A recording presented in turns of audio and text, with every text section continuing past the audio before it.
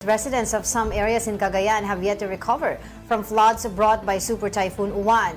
For the details, we have mobile journal Merimon Reyes reporting on the ground. Merimon, can you hear us? Hello, Angela. Magandang umaga. Oo.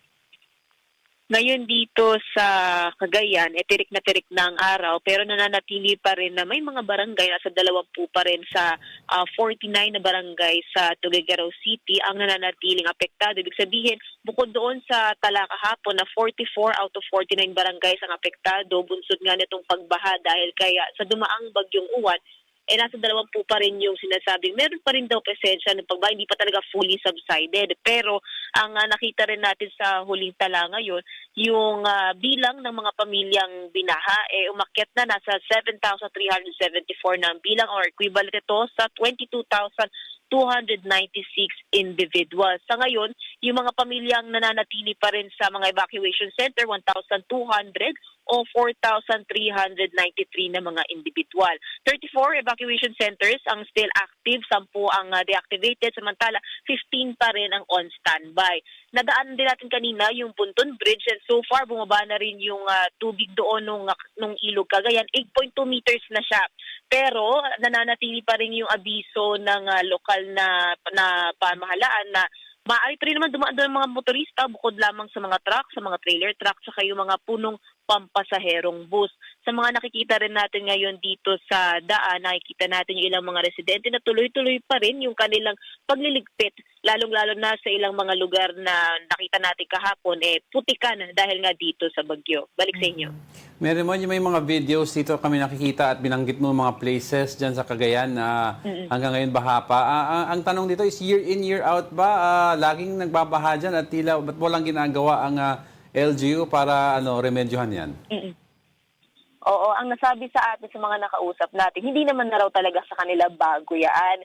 Yung pagbagyo, mahina man daw, malakas, o kahit yung simpleng pag-ulan, pinakainaantabayanan talaga nila yung tubig na agos, lalong-lalo yung mula sa mga kalapit na lalawigan dito sa norte. Kaya ang isa rin nagiging problema nila, yung iba kasing mga lugar dito, meron ding backflow mula sa mga baradong drainage, kaya nagiging contributor din yun dun sa mga tubig baha naman mula sa umapaw na ilog, mula sa tubig na pinakawalan ng Magat Dam. Kaya yan yung isa sa pinakatinitingnan nila na minsan hindi raw nila problema yung ihip ng hangin o kaya naman yung pag-ulan. Yung tubig talagang inaabangan nila na babagsak dito sa Tuguegarao City. Catch basin kasi talaga ito, Right. lalo dito sa norte.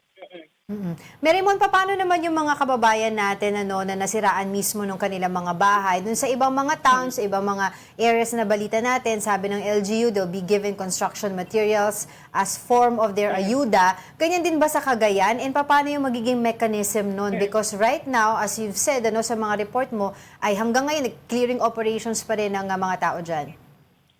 Ang nasabi rin sa atin dito ng CSWD, tinitingnan din nila kung yung mga barangay na apektado, for the case muna din ng Tuguegarao City, maaari ng balikan ng mga pamilya. Kasi, for example, yung mga nalibutan natin sa may Centro Gis, sa isang barangay Anapunan East, yung ilang mga bahagi kasi dito sa Tuguegarao, wala na raw talagang nakatira.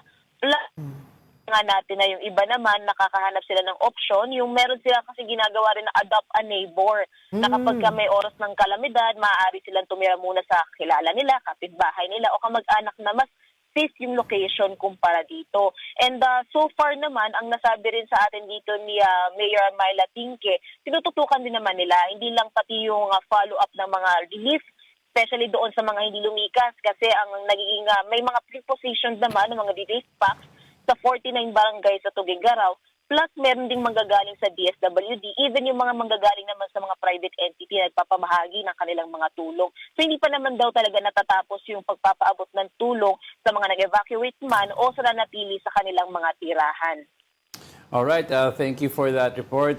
Merimon Reyes reporting from Cagayan.